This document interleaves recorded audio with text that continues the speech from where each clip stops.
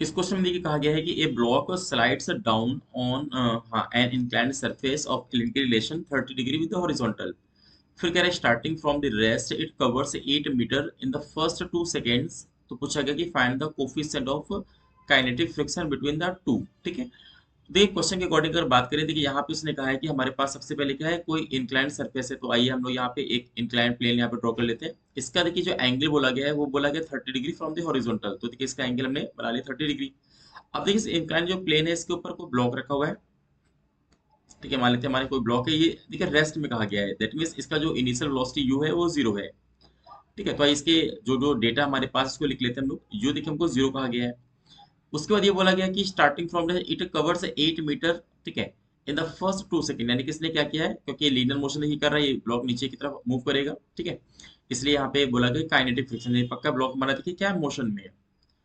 तो इसका मतलब कि अगर देखिए हमारा ब्लॉक मोशन में, तो उसने क्या किया, देखिए इसने कवर किया है 8 मीटर का डिस्टेंस है। एस की देखिए हमारी वैल्यू क्या है, एस की हमारी वैल्यू 8 मीटर, और उसमें कितना टाइम लगा इसको, तो देखिए टी हमारा कह रहा है कि 2 सेकेंड लगा। तो इससे देखिए ये मालूम कर लीजिए पहले कि हमारा जो ब्लॉक है इसको नीचे आने का जो एक्सीलरेशन है देखिए वो कितना है। तो आइए इसका हम कैसे निकालेंगे, तो कंफर्म सेकंड इक्वेशन आप यूज कर लीजिए। एस इक्वल टू हमारी होती है UT plus half eighty square. तो ऐसे में हम यहाँ पे एस की वैल्यू 8 हमको दिया हुआ है, यू हमारा जीरो, तो पहला जो टर्म होगा वो पूरा जीरो हो जाएगा। तो यहाँ पे हम हाफ लिखेंगे, और ए आपको निकालना है तो ए ऐसे ले दीजिए।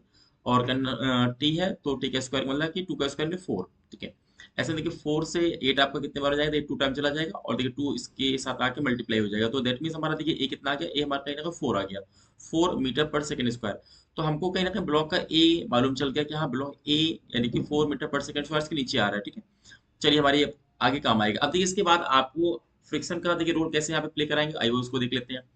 सबसे पहले यहाँ पे देखिए हमारा इस बार जो ब्लॉक है देखिए वो कहीं ना कहीं इंक्लाइन प्लेन पे रखा हुआ है। तो फिर मैंने हर बार बताया कि जब भी फ्रिक्शन अगर आपको अच्छे से पढ़ना है तो आपको हर अलग अलग केस से नॉर्मल रिएक्शन निकालना बहुत जरूरी है। आपको अगर नॉर्मल रिएक्शन निकालना आता है तो फ्रिक्शन फोर्स आप बहुत इजीली निकाल लेंगे म्यू को मल्टीप्लाई करके। तो मान लेते हैं देखिए अभी हमारा ब्लॉक का देखिए मास हमको नहीं पता, अपने मन से भी मास यहाँ पे m मान लेते हैं। तो आपसे पूछा जाएगा देखिए मास अगर यहाँ पे आपने m माना है तो देखिए ब्लॉक पे देखिए कितने फोर्स लगेगी। तो आप जानते हैं खुद का देखिए वेट क्या होगा, ये तो कंफर्म है, वर्टिकली डाउनवर्ड आपको दिखाई देगा। तो mg यहाँ पे आप लिख दीजिए।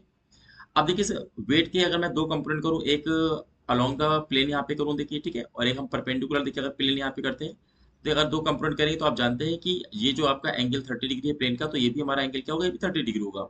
ठीक है, अगर आपको कोई कंफ्यूजन है कैसे 30 डिग्री है तो बता सकते हैं, मैं आपको कमेंट बॉक्स में बता दूंगा। ठीक है, तो आप देखिए एम जी का अगर देखिए दो कंपोनेंट करेंगे तो आपको यहाँ पे क्या लिखेंगे, एम जी कॉस 30 जो कि हमारे इंक्लाइन प्लेन के परपेंडिकुलर है, और देखिए इसके अलॉन्ग ये क्या आएगा, देखिए हमारा यहाँ आ जाएगा एम जी साइन 30 आ जाएगा। ठीक है, तो ये तो हो गया उसके वेट के कंपोनेंट। अब ये तो हमारा देखिए उसका वेट की कंपोनेंट इसलिए तोड़ा क्योंकि ग्रेविटी की वजह से वेट आया था। अब देखिए क्योंकि हमारा ब्लॉक देखिए कांटेक्ट में है किसके, इंक्लाइन प्लेन में, तो आप जानते हैं कांटेक्ट की वैसे क्या होता है कि नॉर्मल लगता है दोनों के पास। ठीक है, ब्लॉक के ऊपर भी लगेगा और आपके कहीं ना कहीं इंक्लाइन प्लेन के ऊपर भी लगेगा। तो अभी हम ब्लॉक की यहाँ पे एक्चुअली बात करें तो आप बताइए ब्लॉक पे इसका जो नॉर्मल लगे कैसा लगेगा, तो again perpendicular to the plane. तो देखिए ये हमारा क्या है, नॉर्मल आपको दिखा देना है, ये ब्लॉक के ऊपर लग रहा है।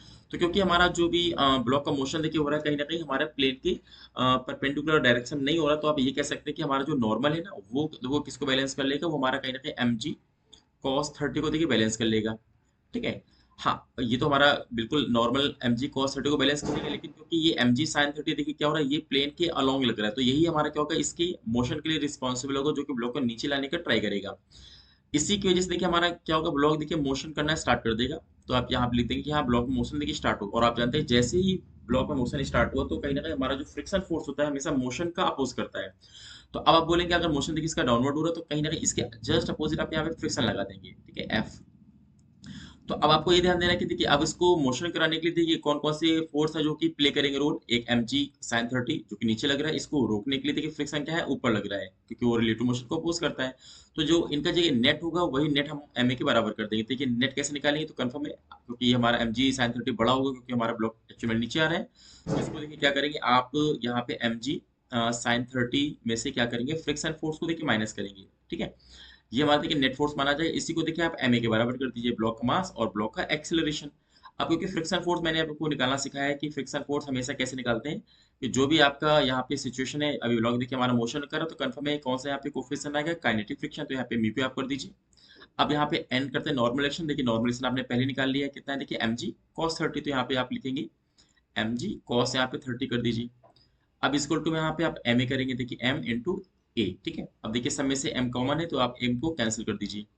अब सीधे आप देखिए जी को आप 10 मान लीजिए, तो यहाँ पे क्या होगा, जी को अगर आप 10 मानते हैं तो यहाँ पे जी साइन 30 को आप क्या लिखेंगे, 10 × 1/2, यानी कि यहाँ पे 5 आपका मिल जाएगा।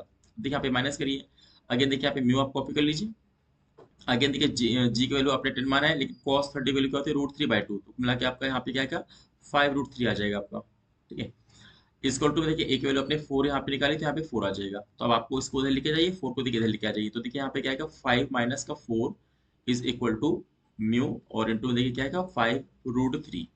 तो ऐसे में अगर आप देखें, इधर से आपको 1 मिल रहा है और यहाँ से आपको देखिए क्या मिल रहा है, म्यू इंटू 5√3 आपको दिखाई दे रहा है, ठीक है। अब इसी में से खाली आपको म्यू की वैल्यू को पूछा गया है, यानी कि म्यू की आप निकाल लीजिए, तो कितना आ गया, देखिए 1/5√3, ठीक है। अब आप इसको सॉल्व कर लीजिए, यहाँ पे √3 से देखिए नीचे और ऊपर मल्टीप्लाई कर दीजिए अगर आपको करना है, देखिए ऊपर √3 की वैल्यू क्या हो जाएगी, 1.73 आपको पता है हो जाएगी, और नीचे देखिए क्या हो जाएगा, यहाँ पे आ जाएगा 15 आ जाएगा, ठीक है। अब यानी कि आपका 1.73, उसके बाद अपॉन में कितना आ जाएगा हमारा यहाँ पे 15 आ जाएगा। तो अगर इसको हम यहाँ पे सॉल्व करें 1.73, उसके बाद डिवाइडेड बाई हम यहाँ पे 15 करेंगे, तो हमारा आंसर आ रहा है लगभग, म्यू की वैल्यू देखिए हमारी आ रही है 0.1153, ठीक है। तो ये अप्रॉक्स आपका देखिए आंसर आएगा। तो अब आपको अगर देखेंगे तो हम लोग यहाँ पे अगर म्यू की वैल्यू देखिए यहाँ पे डेसिमल के 2 डिजिट तक लेंगे तो 0.12 आप कर लीजिए, ठीक है। तो अगर आपने देखिए जी को देखिए 10 माना तो आपकी वैल्यू लगभग इतनी आएगी। अगर आपने देखिए यहीं पे जी की वैल्यू को देखिए 9.8 अगर माना होता तो थोड़ा सा आपका आंसर क्या होता और कम आ जाता। तो यहाँ पे अगर बुक में देखेंगे तो आपका जो आंसर आएगा वो म्यूजिकल टू 0.11 है। तो ये डिपेंड करता है आपने जी की वैल्यू को क्या चूज किया है। बाकी इसका तरीका यही है कि आप उसको इस तरीके से सॉल्व कर सकते हैं। तो आई होप आपको क्वेश्चन क्लियर हो गया होगा।